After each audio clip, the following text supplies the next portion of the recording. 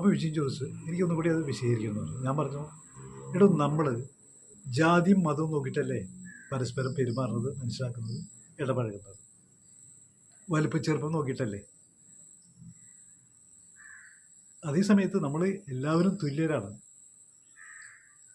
അത് ജാതിയും മതവും ഒന്നുമല്ല പ്രധാനം. നമ്മൾ തുല്യരാണ് എന്നൊരു മനോഭാവം വളർത്തിയെടുക്കാൻ പറ്റിക്കഴിഞ്ഞാൽ അത് എളുപ്പമല്ല കേട്ടോ. 3 ലക്ഷം വർഷങ്ങളായിട്ട് മനുഷ്യൻ ഈ ഭൂമിയിൽ ഉണ്ടായിട്ട്, നമ്മൾ പറയുന്ന ജാതിയും മതമൊക്കെ ഉണ്ടായിട്ട് പരമാവധി ഒരു 12,000 കൊല്ലമായിട്ടുള്ളൂ. അതിന് മതം ഉണ്ടായിട്ട് ഏകദേശം 7,000 കൊല്ലമായിട്ടുള്ളൂ.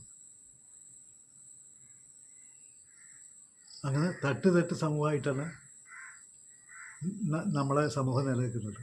അത് മാറ്റിയിട്ട് എല്ലാവരും ഈക്വലാണ്, എല്ലാവർക്കും തുല്യ അവകാശമാണ്